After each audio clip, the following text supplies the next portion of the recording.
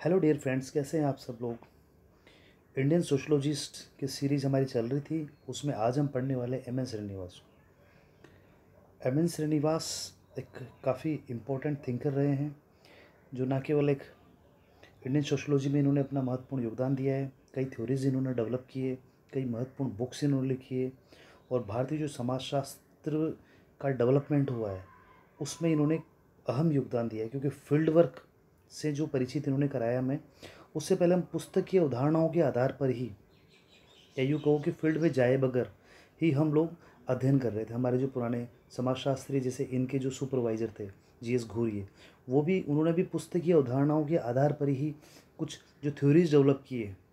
और उसके बाद में ये पहले समाजशास्त्री स्वतंत्रता के बाद जिन्होंने फील्ड वर्क में जाकर वहाँ रहकर पार्टिसिपेटरी ऑब्जर्वेशन करके थ्योरीज को डेवलप किया। जैसे कुर्ब लोगों के बीच में ये रहे, रामपुरा गांव में कास्ट जो का इन्होंने स्टडी किया था, वहाँ पे ये रहे, और वहाँ कई सालों तक ये रहे, कई महीनों तक ये रहे, लोगों के साथ में रहे, फिर अपने कंक्लूजन इन्होंने निकाले और थ्योरी के रूप में इन्होंने डेवलप किया। जैसे प्रभु जाति की जो डोमिनेंट जो कास्ट थी, उसका जो कॉन्सेप्ट इन्होंने दिया था, वो कॉन्सेप्ट इन्होंने रामपुरा गांव में रहकर अध्ययन किया था, उससे दिया था।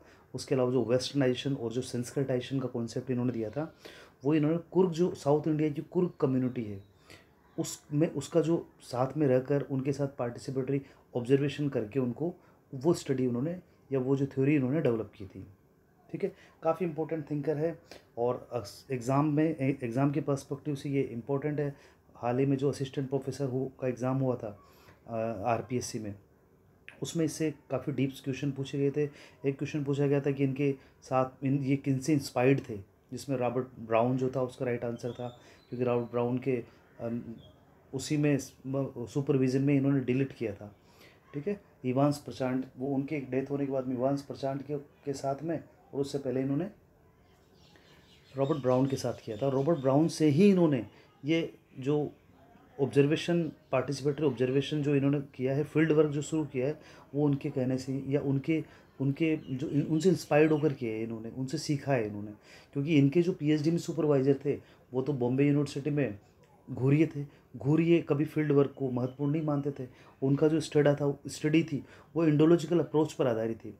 मतलब जो जो उनका जो अध्ययन था, वो हमारी जो जो हमारे पुराने ग्रंथ, पुरानी जो हमारा जो इतिहास है, जो हमारी वेद उपनिषद ये सब है, इन सब के आधार पे उन्होंने कास्ट से रिलेटेड चीज़ें, या जो भी उन्होंने स्टडी की थी, वो उन्हीं आधार पे की थी। पुरानी चीज़ों को पढ़ा और उनसे कंक्लूजन निकाला।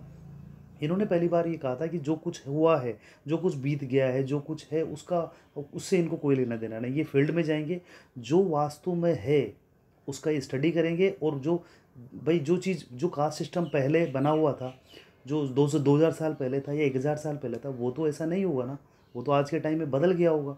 तो उसकी इन्होंने स्टडी करी, वहाँ रहकर इन्होंने स्टडी करी, लोगों के साथ रहकर स्टडी करी। इन्होंने देखा कि किस तरह से आज के परिप्रेक्ष्य में जो कास्ट सिस्टम है वो चेंज हुआ है, आज की जो स्थिति है वो क्या है, ये इन्होंने उनके लोगों के साथ रहकर समझा। ठीक है, तो आज हम पढ़ने जा रहे हैं एम एन श्रीनिवास को। थोड़ी बायोग्राफी एम एन श्रीनिवास की हम देख लेते हैं, और धीरे धीरे हम 4 से 5 क्लास में एम एन श्रीनिवास को ख़त्म करेंगे। हम चाहे तो एक क्लास में भी इसको ख़त्म कर सकते थे, कई लोगों ने एक सिंगल क्लास में इनको ख़त्म किया है। इनका जो लगभग पूरा जो एग्ज़ाम ओरिएंटेड जो चीज़ें आती है वो बता दी लोगों को। बट मेरा मानना है कि काफ़ी इंपॉर्टेंट थिंकर है, और बार बार क्वेश्चन इनसे आते हैं। इनको धीरे धीरे पढ़ो और पूरा पढ़ो, बिकॉज कोई भी एग्ज़ाम होगा उसमें अगर आप प्रीलिम्स एग्ज़ाम पास कर लेते हैं तो इंटरव्यू में भी आपको बोलना होगा। ऐसा नहीं है जिनका सब्जेक्ट है, यूपीएससी में लोगों का सब्जेक्ट है, तो ऐसा तो नहीं होगा कि उनको सिर्फ एग्ज़ाम में लिखना ही होगा। जब वो इंटरव्यू में जाएंगे तो सब्जेक्ट रिलेटेड क्वेश्चन से पूछे जाएंगे। अभी असिस्टेंट प्रोफेसर आरएस का इंटरव्यू होने वाले, उसमें ऐसा नहीं है कि उनसे जो फैक्चुअल क्वेश्चन है वही पूछे जाएंगे। आप तभी चीज़ों को समझा पाओगे जब कंसेप्चुअल आप में क्लैरिटी हो, छोटी छोटी चीज़ें आपकी पकड़ में हो। ठीक है, तो टाइम लेके पढ़ेंगे, अच्छे से पढ़ेंगे। तो देखते हैं इनको।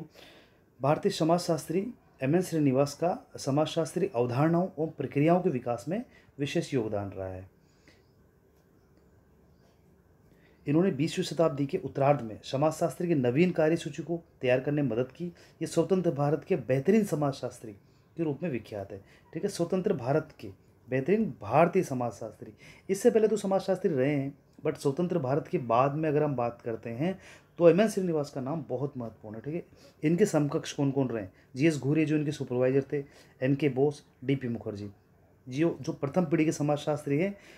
उनके बाद में इनका नाम देश और विदेश में काफ़ी चर्चित रहा है। भाई देश में तो इसलिए रहा है बिकॉज घूरी के सानिध्य रहे, और उस समय घूरी एक बहुत महत्वपूर्ण समाजशास्त्री हुआ करते थे। विदेश में इनका नाम जो है ना, कहा जाता है कि इंडियन सोशोलॉजी के जो कंट्रीब्यूशन इन्होंने दिया है उसमें इनकी जो व्यू है, इनकी जो सोच है, वो नेशनल और इंटरनेशनल टाइप की रही है।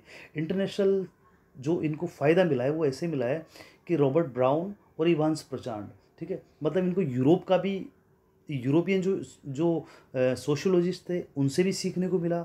उनकी जो नए नए कॉन्सेप्ट्स थे वो इन्होंने यूज़ करे, और अमेरिकन जो सोशियोलॉजिस्ट थे उनसे भी इनके कॉन्टेक्ट्स रहे, और उन्हीं कॉन्टेक्ट्स की मदद से इन्होंने इंडियन सोशियोलॉजी को डेवलप किया, ना केवल थ्योरेटिकल लेवल पे बल्कि इंस्टीट्यूशनल लेवल पर भी। इंस्टीट्यूशनल लेवल पर भी एम एन श्रीनिवास ने बहुत अच्छा योगदान भारतीय समाजशास्त्र में दिया है। मतलब भारतीय समाजशास्त्र के संरचनात्मक जो विकास है उसमें इन्होंने, इंस्टीट्यूशनल जो डेवलपमेंट है, संस्थाओं के विकास में इन्होंने अच्छा खासा योगदान दिया है। इनकी जो बहुचर्चित जो संस्कटाइजेशन की अवधारणा पूरे विश्व में प्रसिद्ध रही है, और इनके पीएचडी शोध निबंध का प्रकाशन